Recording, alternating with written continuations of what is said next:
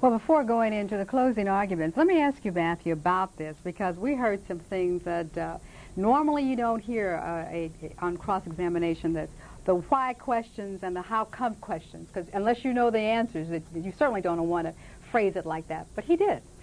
Well, yes, and I don't think it's out of an experience. It was, again, I'll use the shooting fish in a barrel hypothetical. I mean, he could do no wrong on cross. This is a witness who, and I wrote it down, and they're objectionable questions, and I wonder why the defense attorney wasn't at least trying to let the jury think that he felt that this was a brutal attack going on his client. But when McCarthy would say, I'm just wondering, how is it if you say you stabbed him on the bed, that all this blood got in the bathroom, and I'm just wondering, and he had a very nice, folksy way of saying, you're a liar. And he did it very effectively. Well, now also we were talking about, when you said objections there, what about you changed your appearance? Now, we didn't hear any objection on that. I thought that was an improper line of questioning. Why? What's the purpose of it? What's the relevance to this trial if the guy got a haircut?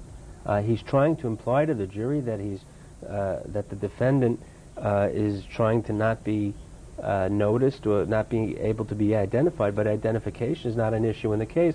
And at that point, I think he stepped over the boundaries, and it became, that was for the first time since I've been here, I felt a little bad for the defendant in that nobody was protecting his rights. At least let the jury know, Your Honor, this has gone on long enough. What does this have to do with this?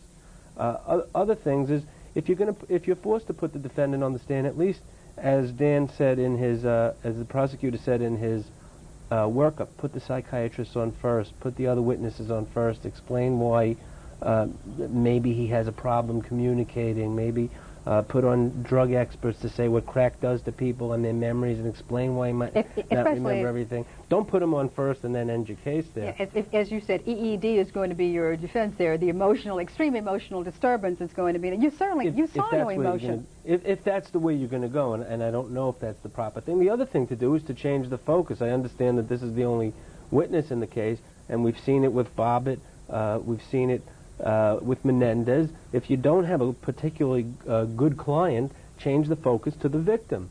Well, let me go to that, because the judge did permit the prior sexual conduct or history of the deceased, Mr. Schwartz, to come in, but it came in stipulations, agreements between the attorneys. So the judge said, a matter to, it can often come in to save time, and also that we heard from, they read into evidence the fact that the deceased had been to that motel on several other occasions, that the motel manager was able to identify him from a photograph.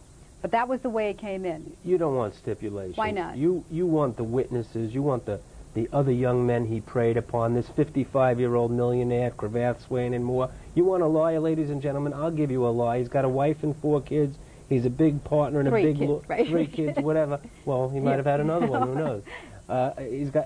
And here he is leading this double life, using money to entice young men into cheap hotel rooms. Who knows what he's doing to them? Who knows how many people he's converted to a lifestyle that they wouldn't have had other than had he not met them? And have some righteous indignation on summation. Which you can't give with a stipulation there. It's the stipulation is going to say he had homosexual activity or he went to the hotel under a disguised name, but it takes the effect away from the witness. It's that if you're going to go with EED, you have to paint this, you have to really do a Menendez type of defense and make this guy so bad that the jury says good for him, and maybe they'll give you a guy a break, because certainly the defendant's not sympathetic, so you want to make the victim more unsympathetic, especially since you've had a favorable ruling with the judge. Remember, the rule in New York is prior sexual conduct of a victim can come in a non-sex case if in the interest of justice it should be. And by using a defense of extreme emotional disturbance, it's certainly relevant to bring in the prior sexual conduct of the victim in this case to show how shocked the defendant was, and that shock led to that rage, which led to that stabbing. Well, let's see what Mr. Sheehan does now, and the closing arguments begin.